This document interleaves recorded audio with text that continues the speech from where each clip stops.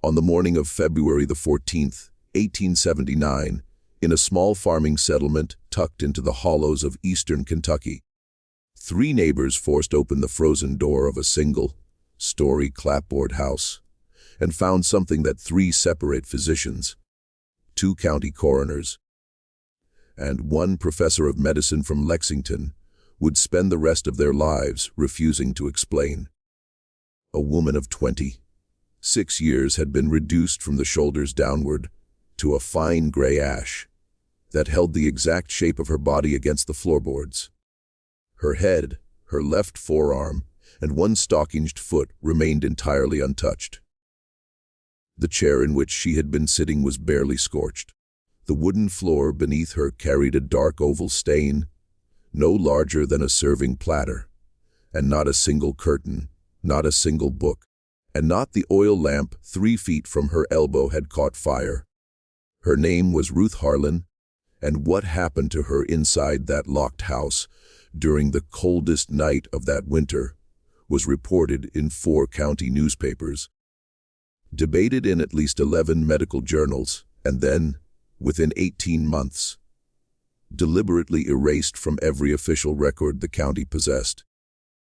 Before we continue with the story of Ruth Harlan and the house on Crooked Creek Road, take a moment to subscribe to the channel and leave a comment telling us which state or which city you are listening from tonight.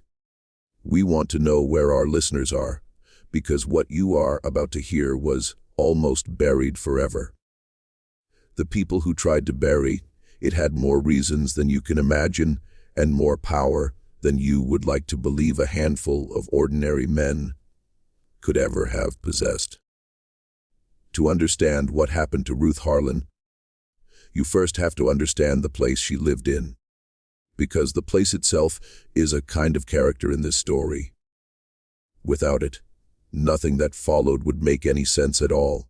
Eastern Kentucky in the late 1870s was a patchwork of log cabins and clapboard farmhouses tucked into the folded hills west of the Appalachian front.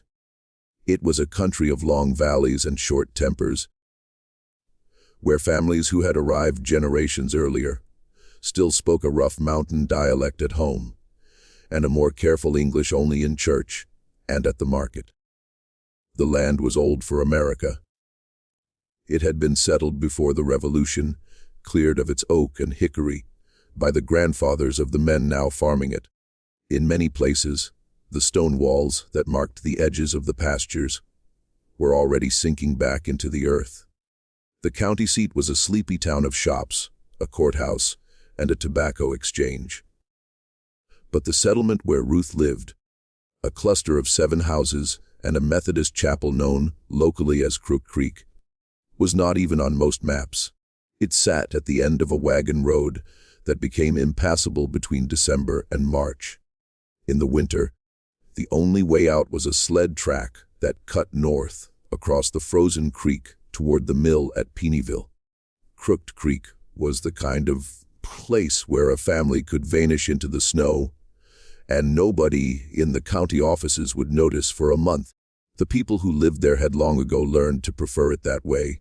The winter of 1878 into 1879 was, by every account kept at the time, the worst winter in 40 years. The thermometer at the Peenyville post office recorded 28 degrees below zero on the night Ruth Harlan died. The snow had been falling off and on since the first week of November. The drifts against the north side of the chapel stood taller than a man. The roof of the Kesterson farm had collapsed under the weight of them in early January. Children were not sent to the one-room school for weeks at a time. Old men died in their sleep and were stored, wrapped in canvas, in the cold parlors of their houses until the ground thawed enough to bury them. It was a winter that pressed down on the settlement like the palm of a great hand. The people who lived through it would speak of it decades later, as if it had been a single long night from which no one fully woke. Ruth had come to Crooked Creek 3 years earlier, as a young bride. She was born Ruth Blevins in the Bluegrass region. the daughter of a Presbyterian minister, who had died of consumption when she was 19. She had taught school in Danville for 2 winters before she met Samuel Harlan at a Grange Hall dance in the autumn of 1875. Her father had been a stern man, a preacher of the old predestinarian school. He had taught Ruth to read Latin and Greek before she was 12. Her mother had died when Ruth was 5, leaving behind a single daguerreotype of a dark-haired young woman in a lace collar. She also left a small collection of poetry books that Ruth carried with her, tied in a bundle with a ribbon, everywhere she went for the rest of her life. Samuel Harlan was 9 years her senior. He was a widower with a stone farmhouse and 90 acres of pasture inherited from his father. He was a quiet man whose first wife had died in childbirth 2 years before. By all the accounts that survived, he was a decent and hard working farmer and a deacon of the Methodist chapel. He was a man who drank nothing stronger than cider and who was known in the settlement for the patience with which he broke his own horses to harness. Ruth accepted his proposal within 4 months of meeting him. She moved her few trunks of books and linens into the Harlan farmhouse in the spring of 1876. Those who knew her in Crooked Creek described her in the same careful phrases that farming communities reserved for women they cannot quite place. She was too educated for a farmer's wife, they said. She read books late into the night by the kitchen lamp. The yellow light of that lamp could be seen from the road until 2 and 3 in the morning. It was a small, steady square against the enormous darkness of the surrounding hills. She kept a journal in a cedar box beside her bed. She had studied French at the Danville Academy, and she corresponded through letters that traveled by mail coach and rail with at least 3 women in Lexington and 1 in Louisville, whose names did not appear in any church register in the county. She was not unfriendly. She attended the chapel every Sunday morning, sitting in the 3rd pew from the front with her gloved hands, folded over a small black prayer book. She sang in a thin, surprisingly sweet soprano that carried over the deeper voices of the farmers around her. She brought preserves to the sick. She taught the small Crooked Creek Sunday school class of 7 children.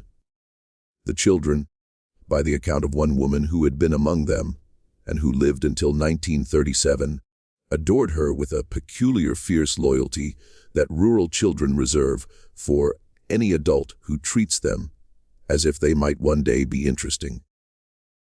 But she was not, the neighbors would later tell the coroner, quite one of them. There was a stillness in her that they did not know what to do with. She had a way of looking at a conversation from a little distance, as if she were listening for something underneath the words. That made the older women of the settlement uneasy without them being able to say why.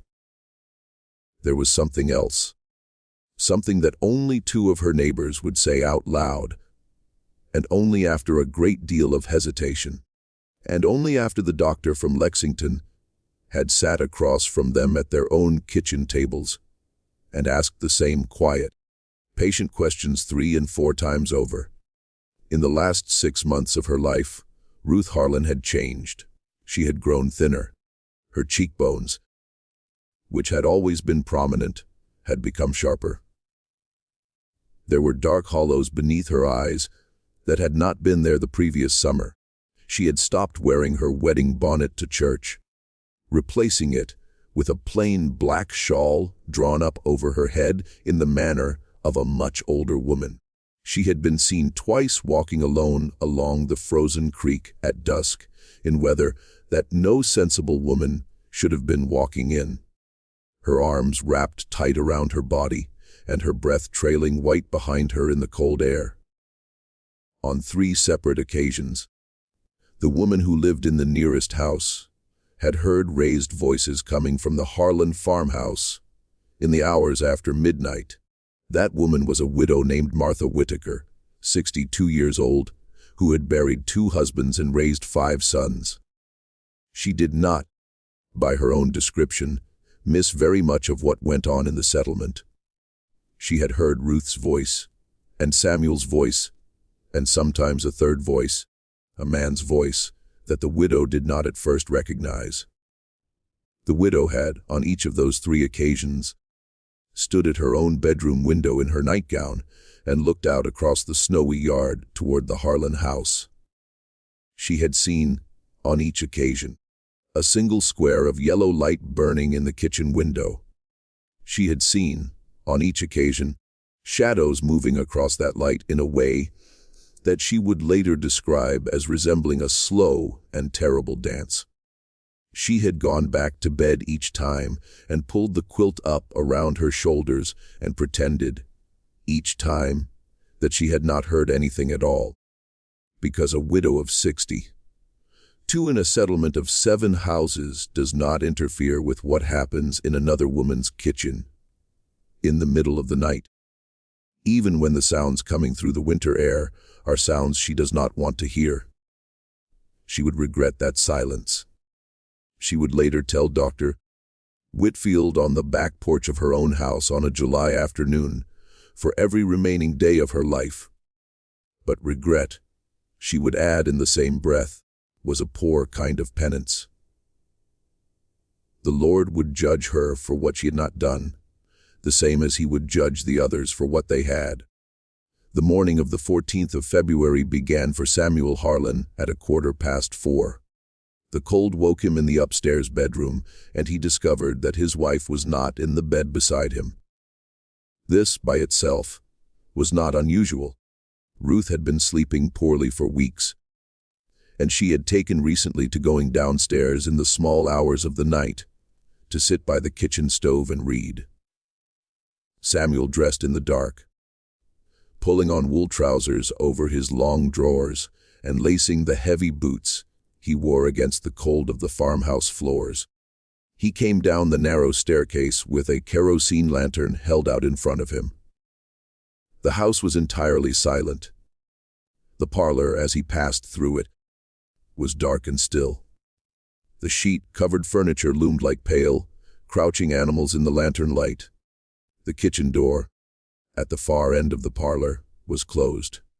Samuel later swore, under 3 separate examinations by 3 separate officials, that when he opened that kitchen door, the room beyond was cold. Not merely cool, as a farmhouse kitchen often was in the hours before dawn, but bitterly cold. The cold of a room in which no fire had burned for hours.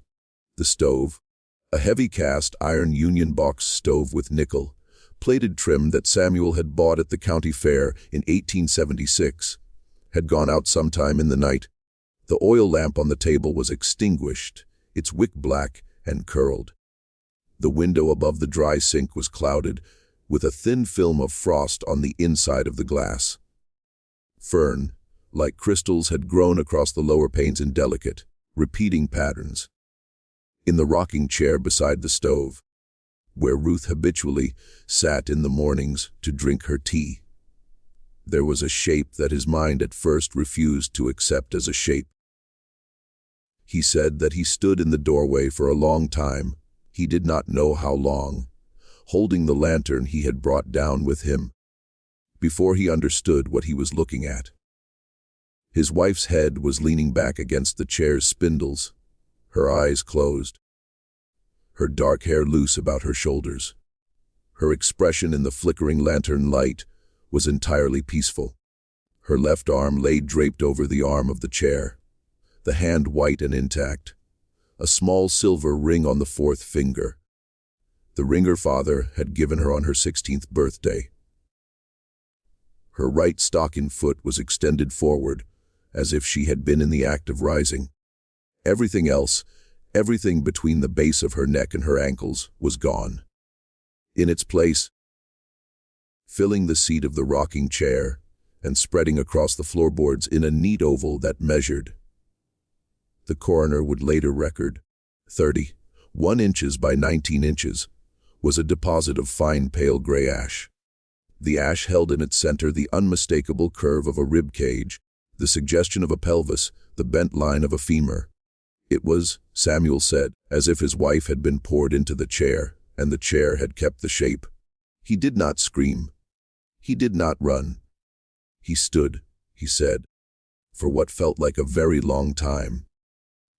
Then he turned around, walked back through the front parlor, opened the front door, and walked the 3/4 of a mile through the knee-deep snow to the house of Widow Whittaker. He asked her in a voice she described as utterly calm if she would be so good as to come and look at something. The widow came. She was not a woman who required much persuading when a neighbor appeared at her door before dawn. She brought with her the hired man from the adjoining farm, a German from Pennsylvania named Jacob Kesterson, who had been awake in the barn already, milking his cows by lantern light. Jacob brought his younger brother, Henry, who rode the sled track north to Payneeville to fetch the doctor. By 10 o'clock in the morning, 4 men and the widow were standing in the Harlan kitchen, and none of them could speak. The kitchen by daylight was almost ordinary. It was a square room, perhaps 14 feet on a side, with a plank floor worn smooth by 3 generations of Harlan feet.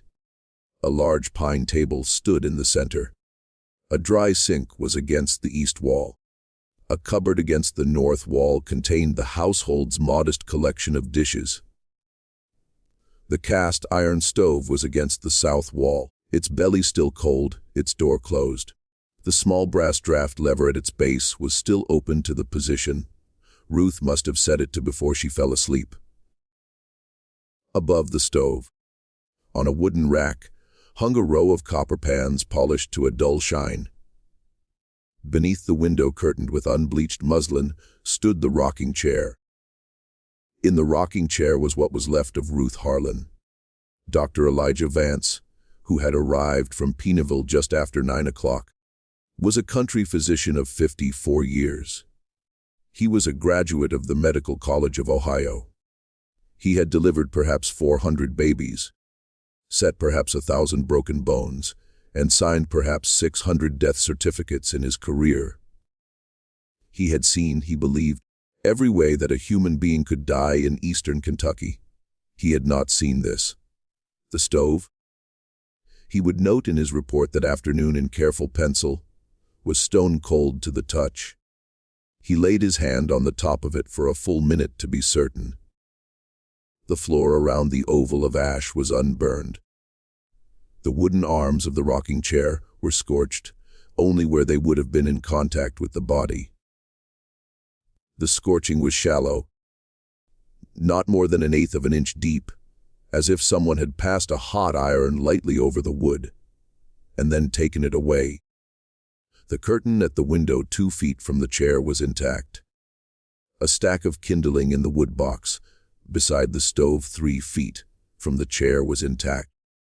A folded copy of the previous week's Kentucky Gazette on the table 4 feet from the chair was intact. The doctor was able to read the headline about a proposed extension of the railroad to Harlan County without turning the paper over. Ruth Harlan's head, hair, face, and eyelashes were. The doctor wrote in the careful hand of a man trying very hard not to commit himself to any conclusion he could not defend, perfectly preserved, as if she had fallen asleep in her chair and never woken up. There was no grimace of pain. There was no soot on her cheeks. The small silver cross she wore on a chain around her neck had fallen back into the neckline of her nightdress. What was left of it? The chain itself was intact and bright. The temperature required to reduce a human torso to calcined ash is not a matter of medical opinion. It is a matter of physics. A cremation furnace in the year 1879 operated at a minimum of 1,400 degrees Fahrenheit and required between 2 and 3 hours of sustained directed heat to reduce a body to the condition in which Ruth Harlan had been found. No fire of that intensity could have burned within 3 feet of unscorched wood. No fire of that duration could have left her face and hair untouched. No fire known to medical science in the winter of 1879 could have confined itself so precisely to the soft tissue of a single human trunk. The doctor closed his notebook. The widow crossed herself in the Catholic manner, albeit she was a lifelong Methodist, and only afterwards realized that she had done it. Jacob Kesterson, who had fought at Chickamauga as a boy of 19 and had seen men burned in the aftermath of that battle, walked outside into the snow and was sick against the side of the barn. When he came back inside, his face was gray, and he did not meet anyone's eye. There was a discussion that afternoon among the men in the kitchen. Dr. Vance wanted to send for the county sheriff. Jacob Kesterson, whose English was rough but whose judgment was sound, agreed.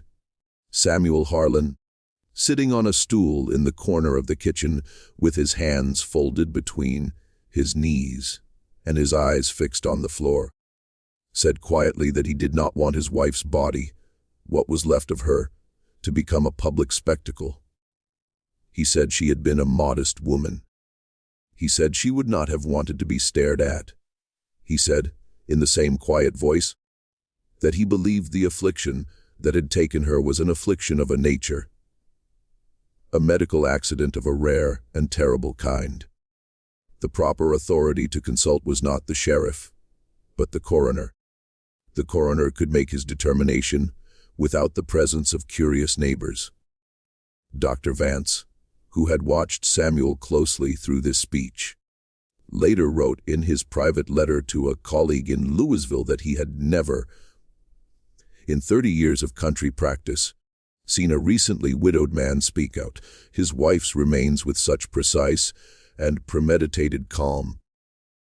If he had been a man of suspicious temperament, he might have taken that calm itself as a kind of evidence. But he was not a man of suspicious temperament. He was a tired country doctor in the middle of the hardest winter of his life, standing in a kitchen where something impossible had happened. He did what tired country doctors in such circumstances usually do. He accepted the husband's wishes. He sent Henry Kesterson north again on the sled track, not for the sheriff, but for the coroner.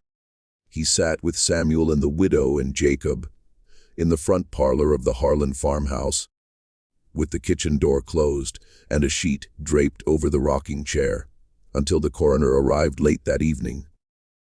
By that time, the ash had begun, in the dry, cold air of the kitchen, to sift very slightly through the cracks between the floorboards.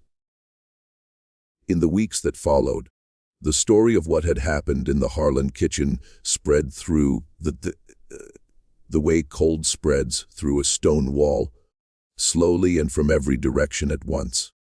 The Harlan County Herald ran a short notice on the 16th of February describing the death as a sudden misfortune of unexplained cause and expressing the condolences of the community to Deacon Harlan. The Pennyville Index, 3 days later, described it as a probable apoplexy followed by accidental fire. That was the diagnosis that Dr. Vance had settled on after 2 sleepless nights, and which he himself did not believe. The Lexington Leader, which had a correspondent in the county seat, and was willing to risk a little sensationalism, printed a longer piece on the 22nd of February. In that piece, the word combustion appeared for the first time, qualified carefully by the adjective spontaneous. The piece was reprinted in edited form in 3 other regional papers over the following week. The story might have ended there, filed away as a curiosity in the back pages of a county paper, if it had not been for a physician from Lexington named Dr. Theodore Whitfield. He read the leader piece over his breakfast coffee on the morning of the 23rd of February.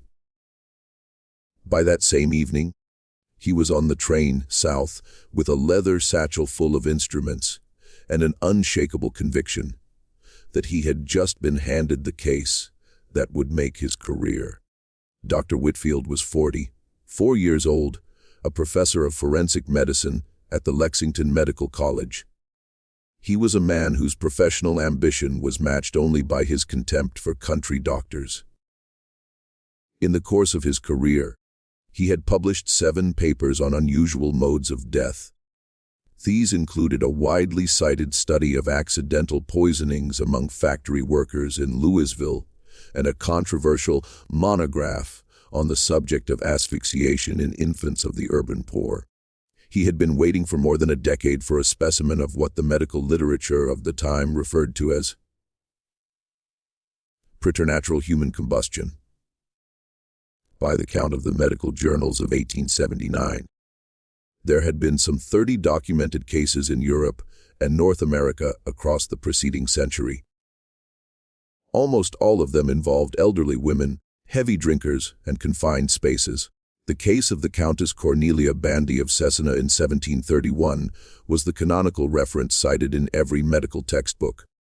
Ruth Harlan, at 26 years old, a teetotaler, and a woman in visibly good health only days before her death, did not fit the pattern. That, for Dr. Whitfield, was precisely the point. He arrived in Crook Creek on the morning of the 25th of February, 11 days after Ruth's death. He traveled from the Penneville station by hired sleigh, wrapped in a bearskin robe, his satchel at his feet. He would later describe the approach to the settlement as the strangest visual impression of his adult life. The snow had begun again during the night. The 7 houses of Crook Creek stood in a rough line along the frozen creek, their dark roofs frosted white, their chimneys smoking in thin gray plumes. Beyond them, the hills rose in a series of long pale folds under a sky the color of slate. There was no sound except the creak of the sleigh runners and the breath of the horse. Not a dog barked. Not a child shouted. The settlement looked, he wrote, like an engraving from a German fairy tale. The kind in which something terrible has just happened inside one of the small, tidy houses and no one has yet noticed. He was met at the door of the Harlan farmhouse by Samuel, who had not, as far as anyone in the settlement could tell, wept once in the intervening 11 days. Samuel was a tall man, 6 feet and some inches, with the long, slightly stooped frame of a man who had spent most of his adult life bending over plows and fence rails. His hair was sandy brown, thinning at the crown, combed severely back from a high forehead. His eyes were pale blue and widely set. They had in them Dr. Whitfield noted in his first diary entry about the case, the particular flat quality of eyes that had stopped expecting anything. Samuel shook the doctor's hand, took his coat, and led him through the parlor into the kitchen without speaking a word. That was not strictly necessary. The rocking chair was still there, against the west wall beneath the muslin-curtained window. The oval of ash had been swept up, placed in a sealed wooden box, roughly the size of a hat box, and kept, at the county coroner's instruction, in an unheated outbuilding behind the farmhouse. The scorched floorboards had been scrubbed with lye soap, but not replaced. The dark oval stain was still clearly visible beneath Samuel's boots. Dr. Whitfield set his satchel on the pine table and looked slowly around the kitchen. As he looked, he began to notice things that the country doctor had missed. These things would, in the weeks to come, unravel the entire story. He noticed first that the rocking chair was not in its natural position. It had been moved at some point before Ruth's death, perhaps 3 feet forward from the wall, into an open area of the kitchen, where there was no obvious reason for anyone to have placed it. The natural position for the chair, given the layout of the room and the habitual warmth of the stove, was against the wall where it now stood. But the faint wear patterns on the floor showed that it had been dragged forward and then returned. He noticed that the cupboard directly behind the chair, a tall pine cupboard with 2 upper doors and 2 lower doors, contained in its lower compartment a set of ceramic jugs. When he opened the door and lifted one, It was far lighter than it had any right to be. Samuel, when asked what had been in them, said that they had held coal oil for the lamps. He said he had used up the supply during the long nights of the winter. Dr. Whitfield, who had counted the jugs and noted their combined capacity, did not say what he was thinking. He noticed that the floor beneath the rocking chair, where the scorched oval stain was not at the center of the kitchen. It was offset, pushed away from the stove and toward the window. He noticed that the rag rug, which had always, according to Widow Whittaker's later testimony, lain under the rocking chair, had disappeared sometime in the past several months and had not been replaced. He noticed that the small pedestal table that had always stood beside the rocking chair, the table on which Ruth kept her tea and her book, was also missing. Samuel said he had broken it up for kindling. In a winter as hard as that one, no one found this remarkable. Dr. Whitfield made a small, careful note in his pocketbook and said nothing. Dr. Whitfield, over the course of the next 3 days, measured every surface in the kitchen. He collected samples of the ash. He interviewed Samuel, Widow Whittaker, Jacob Kesterson, and the minister of the Methodist chapel. He rode the sled track into Pennville to examine the house where Ruth had grown up before her marriage. He spent an afternoon in the small records office at the county seat examining the deed books, the tax rolls, and the marriage register for the past 10 years. What he found, and what he wrote in the unpublished notebook that survived him and was purchased 61 years later by a private collector in Bowling Green, has never been reproduced in any medical journal. The notebook runs to 187 pages in Dr. Whitfield's cramped, educated hand. It contains, among many other things, 3 observations that he would eventually come to see as the 3 pillars on which the entire case rested. The first observation, recorded on the 2nd day of his stay, was that Ruth Harlan had, in the final month of her life, purchased from the general store in Pennville a total of 19 gallons of coal oil. Coal oil was a kerosene-based lamp fuel widely used in rural Kentucky at the time. 19 gallons was an amount far in excess of what the Harlan household could have consumed for lighting in that period. A normal farmhouse of the region, with 3 or 4 lamps in regular use, consumed perhaps 2 gallons a month in the winter. The Harlan household had only 2 lamps. Samuel, when pressed, could not account for the discrepancy. He said his wife had been responsible for household purchases. He said he had not noticed.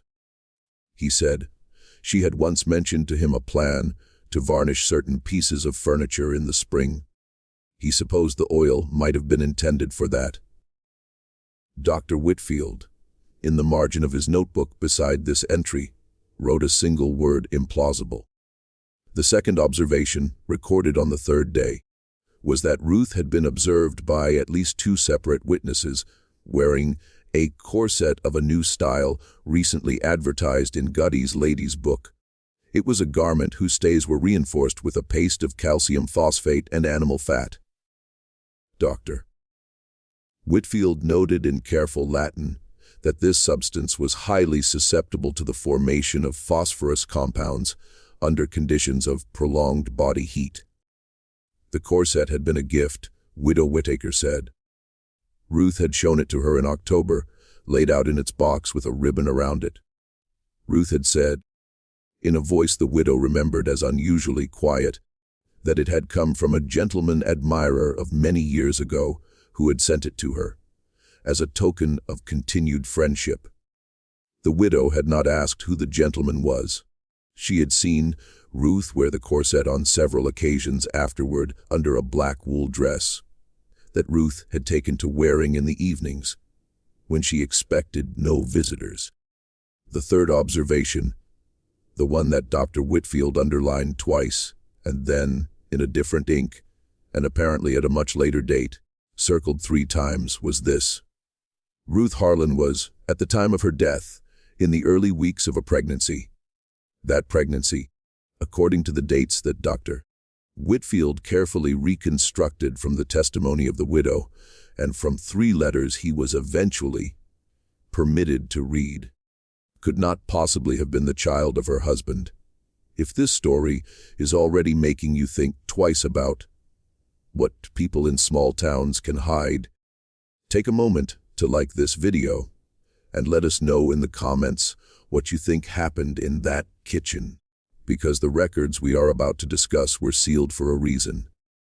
What Dr. Whitfield learned next is why that seal was put in place and why no one in Crooked Creek or in Lexington ever spoke of Ruth Harlan's name again in any public setting for the remainder of the century. Dr. Whitfield returned to Lexington on the 28th of February. He began with the methodical patience of a man who had waited his whole career for exactly this, to assemble the rest of the story. He wrote letters to every address in the bundle of correspondence Samuel had grudgingly allowed him to examine. He interviewed, over the course of the next 4 months, every person in the Bluegrass region who had known Ruth Blevins before her marriage. He traveled twice to Louisville to consult with a colleague at the Louisville Medical College on the chemistry of slow combustion. He spent a week in the Public Records Office of Lexington. He sent a young assistant to copy out from the dusty ledgers of a small printing shop on Main Street every name that could be recovered from the account books of a certain quarterly publication that had been printed there between 1870 and 1875. By the end of the summer of 1879, he had constructed a picture of Ruth Harlan's life that was, to anyone who had known only the quiet minister's daughter and dutiful farmer's wife of Crook Creek, almost entirely unrecognizable. Ruth Blevins, before her marriage, had been a member of a small and discreet society in Lexington. It met in the back rooms of that same printing shop on Main Street. It described itself in the letters Dr.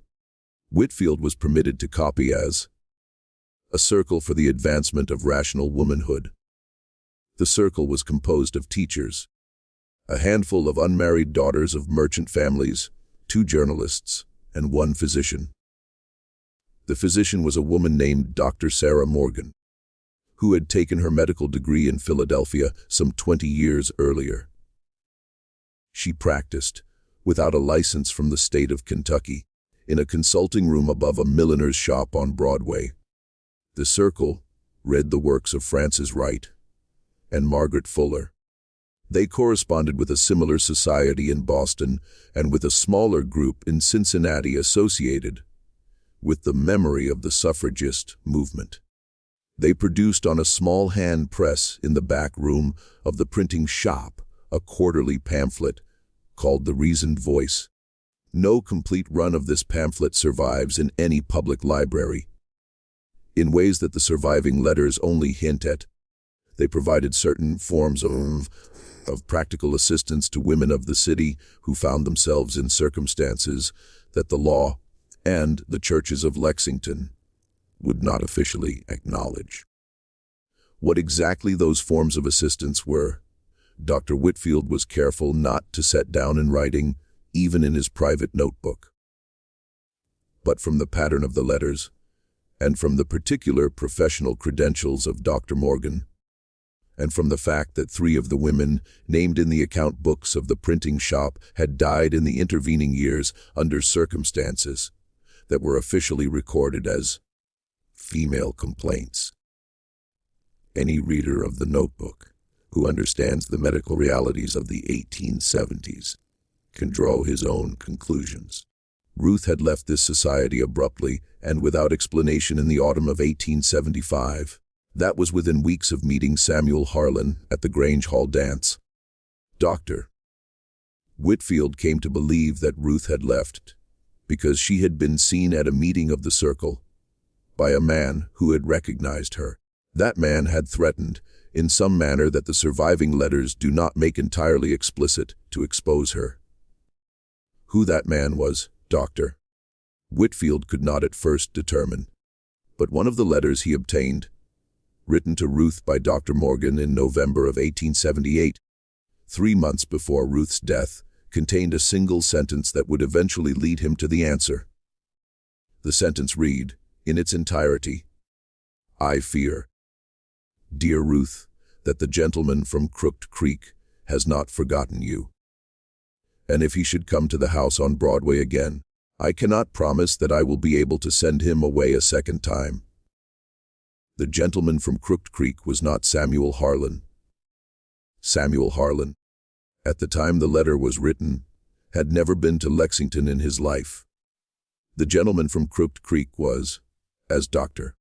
Whitfield confirmed through the laborious process of tracing property deeds and court records in the county archive, and checking them against the commercial directory of the city of Lexington, a man named Nathaniel Collier. He was 48 years old, a tobacco merchant who owned a substantial summer house 3 miles from the Harlan farm. He spent the months of June through September in the settlement every year. Nathaniel Collier was a man of considerable local reputation. He was the 3rd generation of a mercantile family that had been trading tobacco and cotton out of Lexington since before the War of 1812. He was a member of the Lexington Chamber of Commerce, a trustee of 2 banks, a communicant of the First Presbyterian Church, and the owner of a 4-story brick house on Washington Avenue in the better part of the city.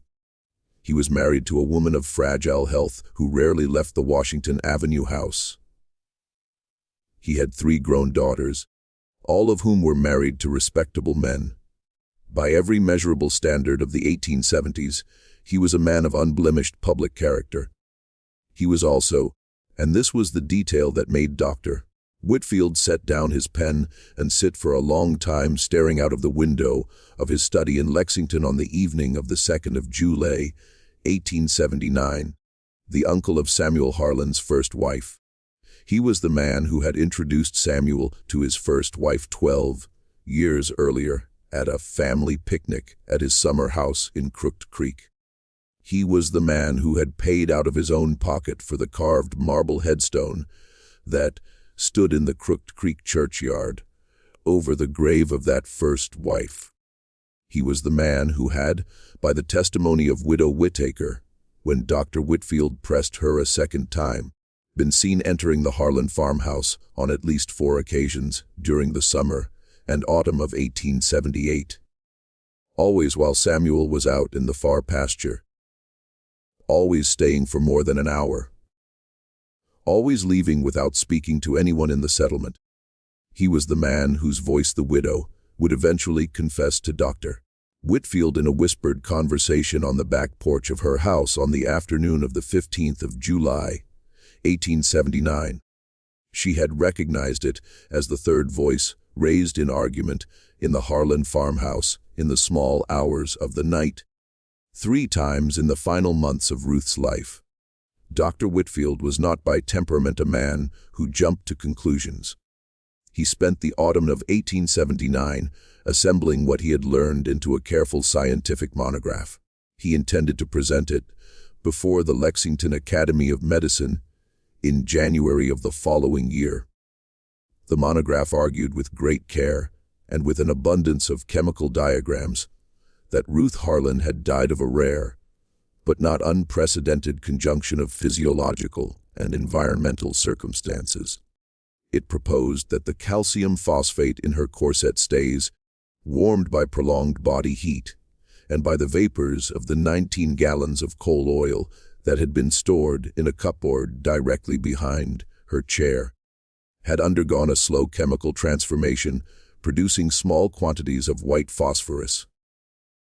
It proposed that this phosphorus ignited, either by a stray ember from the stove or by a momentary frictional spark from her own movement in the chair, and had initiated a slow combustion confined to the fatty tissues of her torso.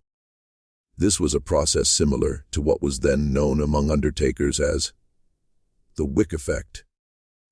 It proposed in its final pages and with considerable delicacy, that the unusually low body temperature of a woman in the first weeks of pregnancy, combined with the unusually low ambient temperature of that February night, had somehow permitted the combustion to proceed without igniting the surrounding materials. It was, in its way, a remarkable piece of work. It was also, by the standards of any modern forensic pathologist, almost entirely wrong. Dr. Whitfield, in the last weeks of 1879, was beginning to suspect as much himself. In the course of writing the monograph, he had returned to Crooked Creek one final time on the 12th of December, 1879, nearly 10 months after Ruth's death. He had interviewed for 2 hours in the back parlor of Widow Whittaker's house a hired girl named Margaret Kesterson. She was the 15-year-old niece of Jacob Kesterson. She had worked in the Harlan kitchen 3 days a week throughout the autumn of 1878. Margaret was a slight, dark-haired girl who spoke English only haltingly. She had refused, through the widow, to speak to Dr. Vance in February. She had refused to speak to Dr. Whitfield on either of his previous visits. She had changed her mind, she told the widow, because she had begun to have dreams. In the dreams, she said, she was standing in the snow outside the Harlan farmhouse and Ruth Harlan was looking at her through the kitchen window. Ruth Harlan was trying to tell her something, and Margaret could not hear. The dreams came every night, Margaret said. She had not slept through a night since the early summer. She was losing weight. Her mother, who did not know the reason, had begun to fear for her health. Margaret said she had decided to speak, finally, because she believed that if she did not speak, the dreams would kill her the way the silence of the settlement had killed Ruth Harlan. What Margaret told him, in her rough mountain dialect, that the widow translated sentence by sentence, changed everything. Margaret said that on the evening of the 13th of February, the night before Ruth was found dead, she had been sent to the Harlan farmhouse at dusk to deliver a jar of preserves from her aunt. It had been snowing lightly. The last of the daylight had been going out of the sky. The path between the houses had been trackless. Margaret had taken almost half an hour to cover a distance that would normally have taken her 10 minutes. She had knocked at the front door of the Harlan farmhouse, and no one had answered. She had waited. She had knocked again, more loudly, her knuckles stinging in the cold. She had thought she heard, through the heavy door, the sound of a man's voice speaking sharply in the kitchen. But she could not be sure. She knocked a third time. No one came to the door. She had walked around the side of the house to the kitchen window, intending to leave the jar on the porch where Mrs. Harlan would see it in the morning. Through the kitchen window, the window above the dry sink, whose curtain on that evening was drawn back rather than closed, Margaret had seen 3 people inside.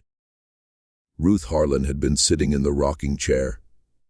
Samuel Harlan had been standing by the stove with his back to her, his broad shoulders hunched, his arms folded tight across his chest.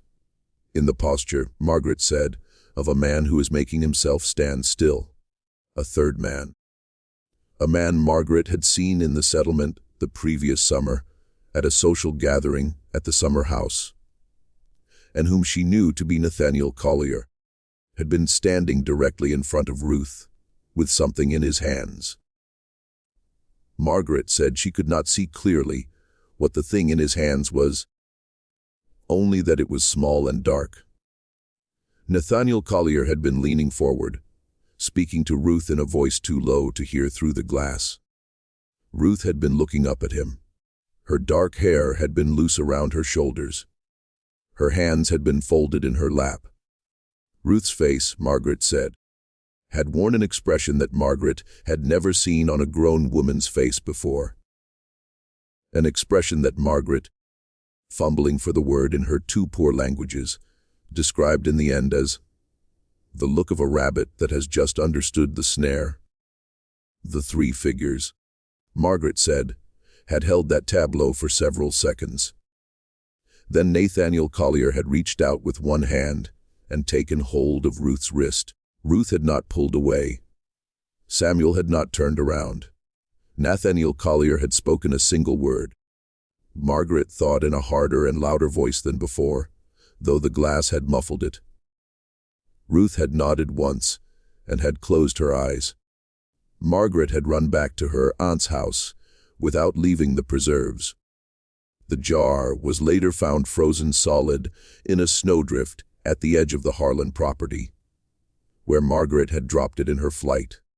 She said she had not told anyone, not even her aunt, because Nathaniel Collier had once given her father a loan during a bad harvest year that her father had not yet repaid. A girl of 15 in Crooked Creek in 1878 did not accuse a wealthy merchant from Lexington of anything. She said she was telling him now. The doctor from the city, because she could not sleep. The face she had seen through the kitchen window had become the face she saw behind her own eyelids every night. She believed, though she could not prove it, and did not expect the doctor to believe her, that whatever had happened in that kitchen, after she ran away, had not been an accident, and had not been a natural thing, and had not been anything that the chemistry in the doctor's books would ever be able to explain. Just when we thought we had understood what happened to Ruth Harlan, the horror in Crooked Creek begins to take a different shape entirely. If this story is holding you in its grip, share this video with someone who loves the darker corners of American history.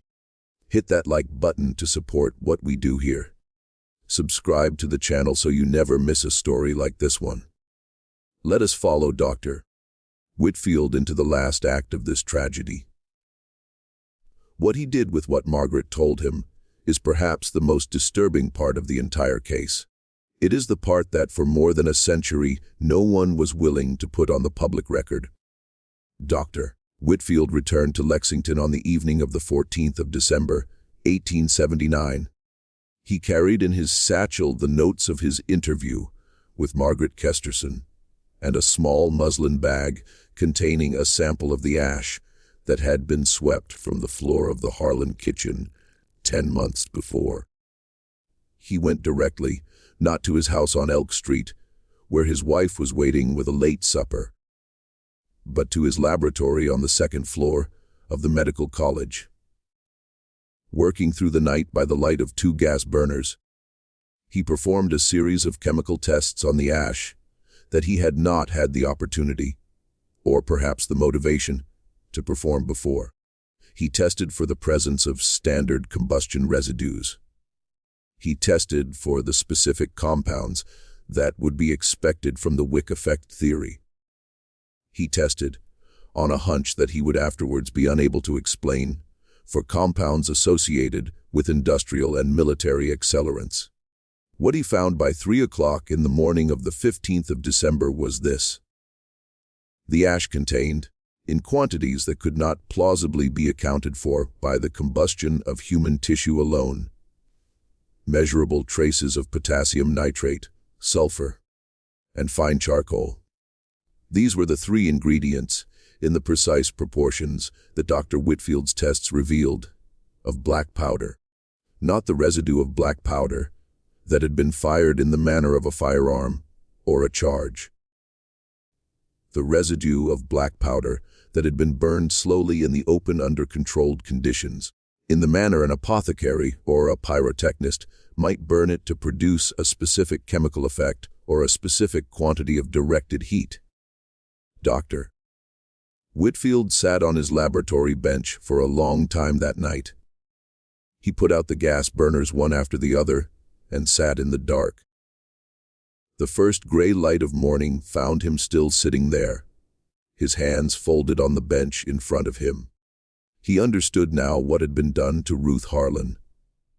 He understood that the heat required to reduce her torso to ash in the manner he had observed, in the time available, without igniting the surrounding room, could only have been produced by a deliberate and expert application of a slow, burning accelerant. It had been packed in and around her body, probably while she was unconscious or restrained. It had been ignited in a manner that directed the heat inward rather than outward. He understood that the wick effect his monograph was about to defend had been a red herring. It had almost certainly been planted deliberately through the calcium phosphate corset and the 19 gallons of coal oil. It had been planted by someone who understood enough of contemporary medical theory to know what investigators would look for and what they would accept as an explanation. He understood that the agent of combustion had been human, not natural. He understood that the work had required a knowledge of chemistry of a kind that a country farmer of Samuel Harlan's education could not have possessed.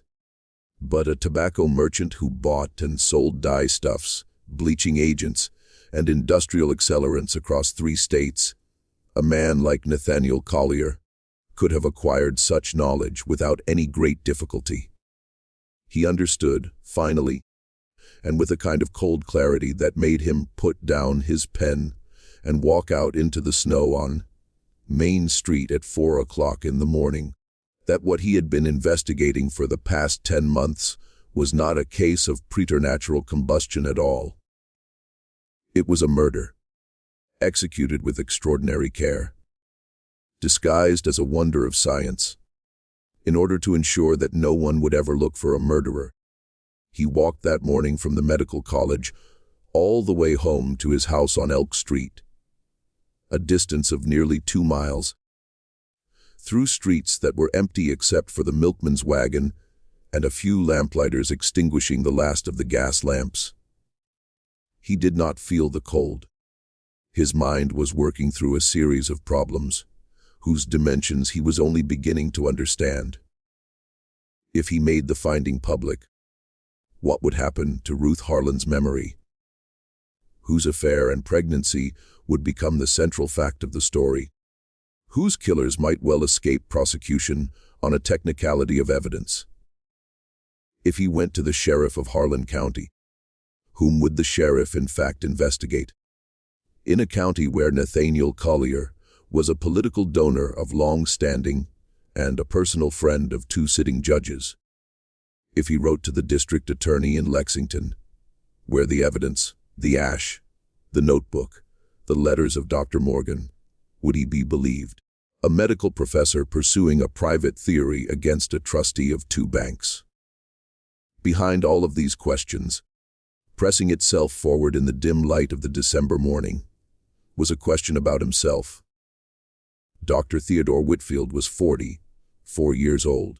His career had, until this case, been solid but not brilliant.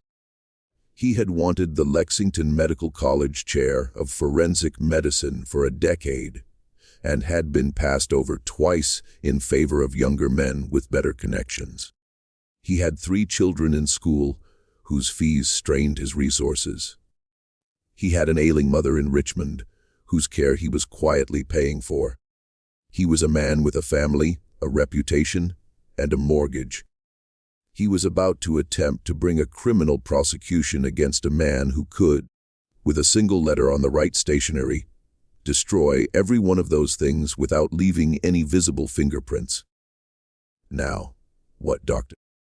Whitfield did next is the part of this story that has been debated by the few scholars who have ever known enough about the case to debate anything for nearly a century and a half. He did not go to the sheriff of Harlan County. He did not publish his findings.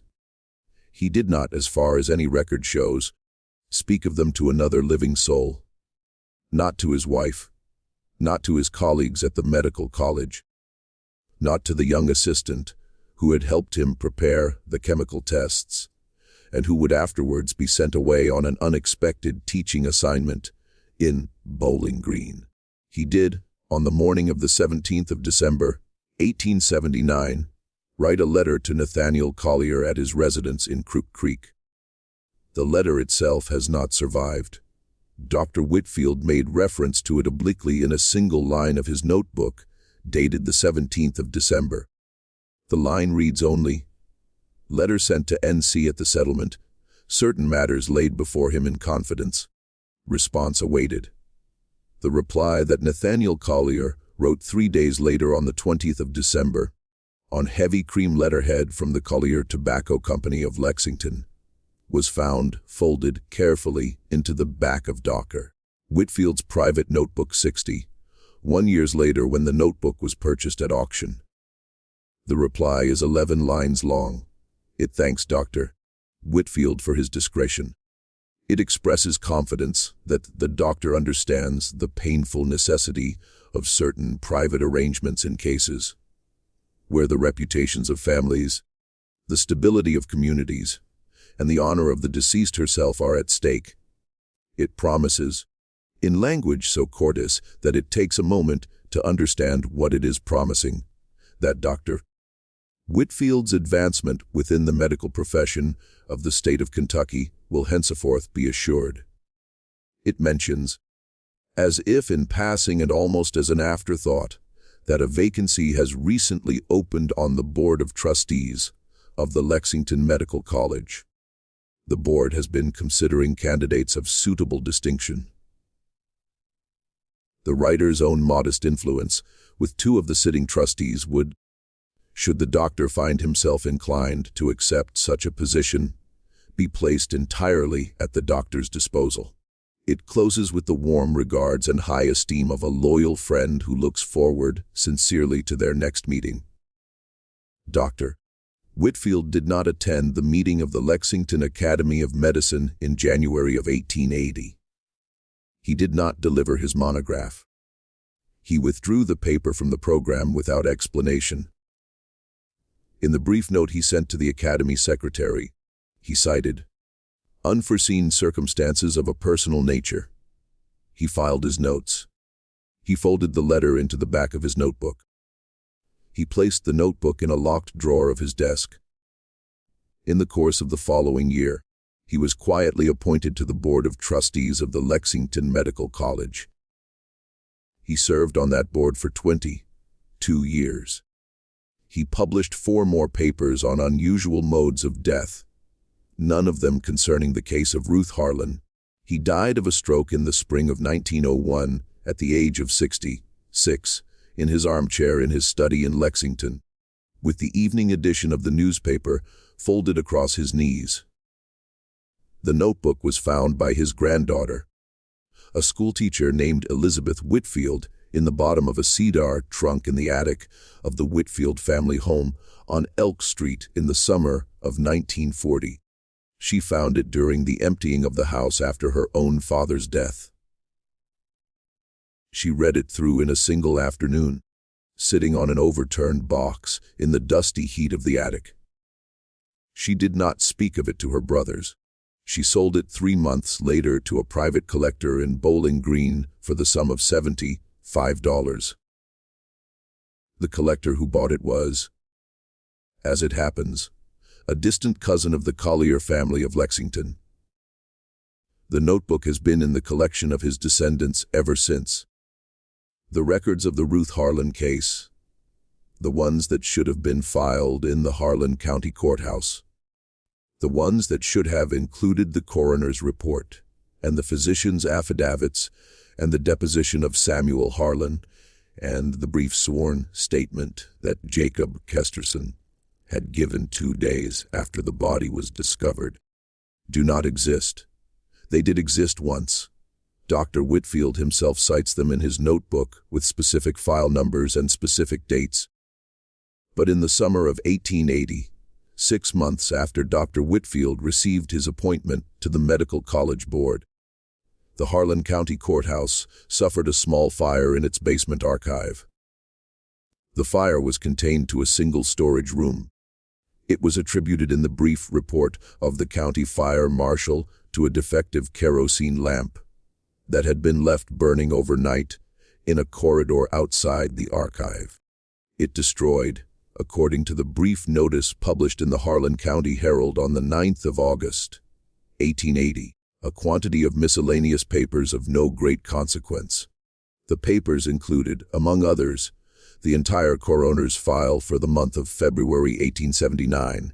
They also included the entire docket of property transactions involving the Collier family for the years 1877 through 1879, the marriage register for the Crooked Creek Methodist Chapel for the same period, the complete run of local tax assessments on the Harlan farm for the 5 years preceding Ruth's death.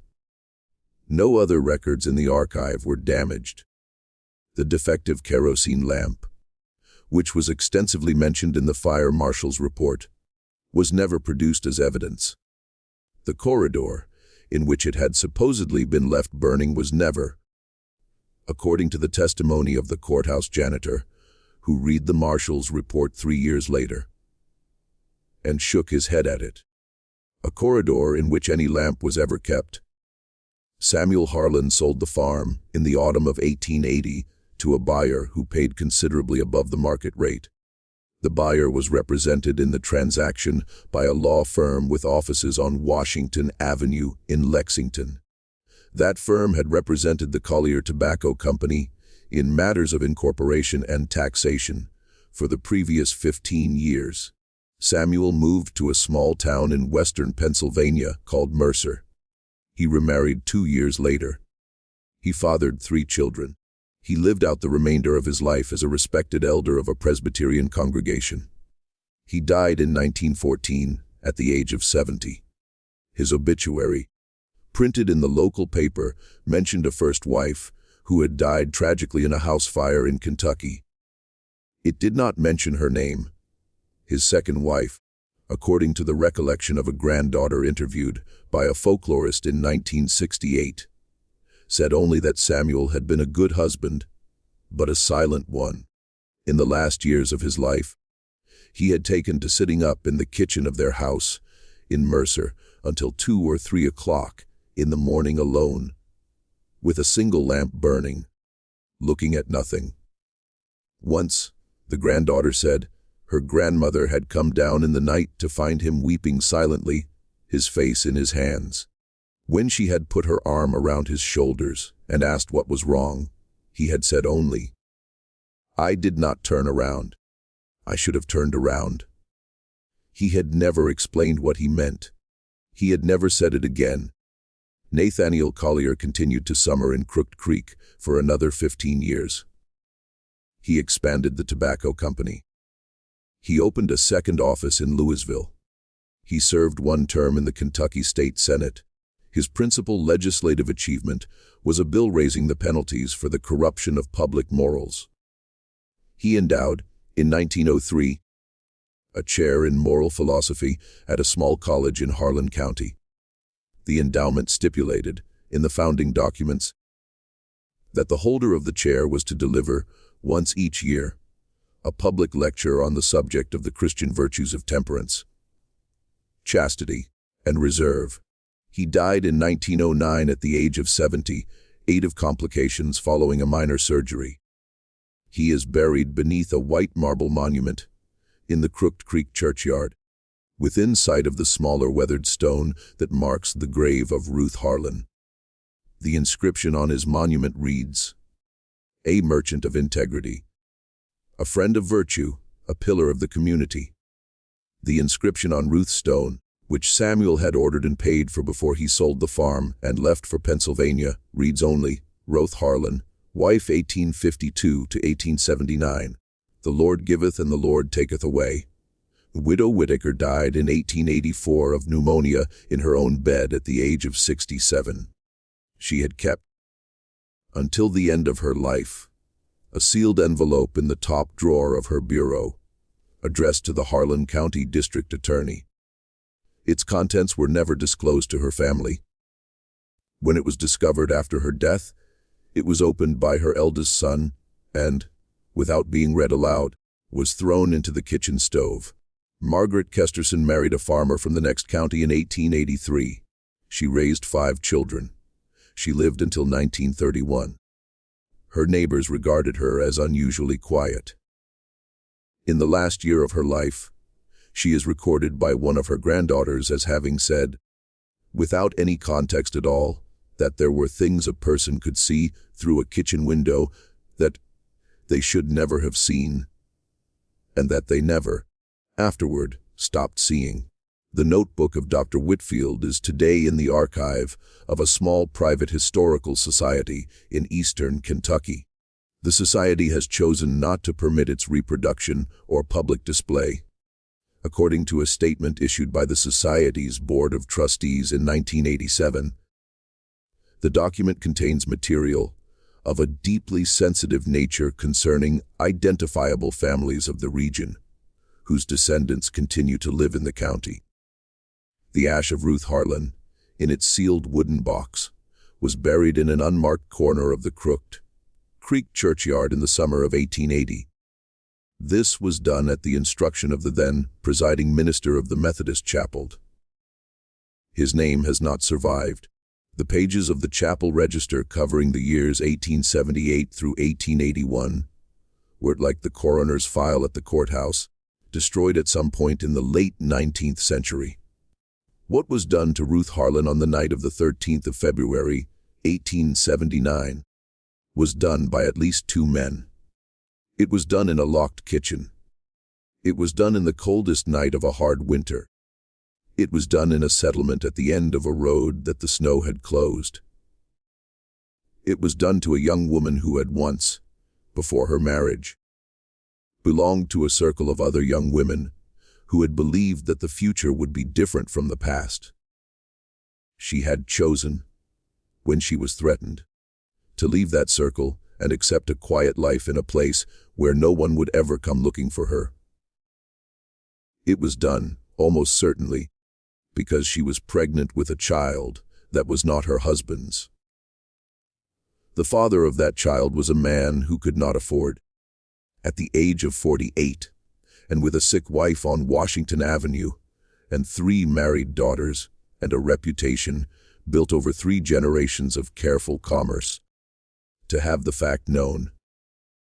It was done with a chemistry borrowed from the tobacco trade, with potassium nitrate and sulfur, and fine charcoal packed around the body of an unconscious woman in a rocking chair. It was disguised as a wonder of science in order to ensure that the only people who might investigate it would be so dazzled by the prospect of a medical sensation that they would not think to look for a criminal. It was compounded by the quiet cooperation of a husband who had either been broken by the discovery of his wife's affair or been promised something he wanted more than his wife, or both. He stood in his own kitchen with his back turned, while another man put his hands on her. It was concealed, finally, by the purchase of the conscience of one ambitious physician, by a small, convenient fire in a basement archive, by the slow, numb, patient passage of 147 years of forgetting. This mystery shows us that the most terrible things that have happened in this country have not been done by monsters from beyond the edge of the world. They have been done by ordinary men in ordinary rooms, in ordinary towns, protected by the ordinary silences of the people around them. Hidden, finally, by the willingness of history to let certain names, certain places, and certain women be quietly erased from the record. Science cannot explain what happened to Ruth Harlan.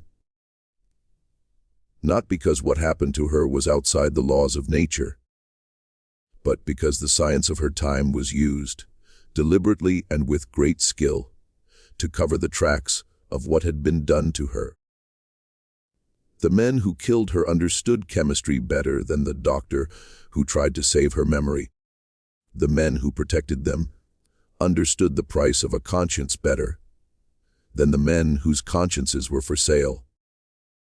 The community around them understood, with the terrible practical wisdom of small places, that there are questions it is better for everyone concerned never to ask aloud.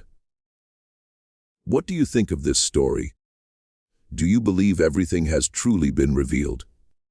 Or do you think there are still details, still names, Still letters in trunks and journals in cedar boxes waiting to be found in some attic in eastern Kentucky by some granddaughter who will, this time, refuse to sell. Leave your comment below. Tell us what you think Samuel Harlan was doing in that kitchen. Tell us whether you believe he knew. Tell us whether you believe there is any forgiveness for a man who stands with his back turned, while someone puts their hands on his wife. If this tale has held you, subscribe to the channel. Turn on the notification bell so you never miss what we uncover next. Share this video with someone who understands that the darkest history is not the history we were taught in school, but the history that someone, somewhere, once went to very great trouble to ensure we would never hear. See you in the next video.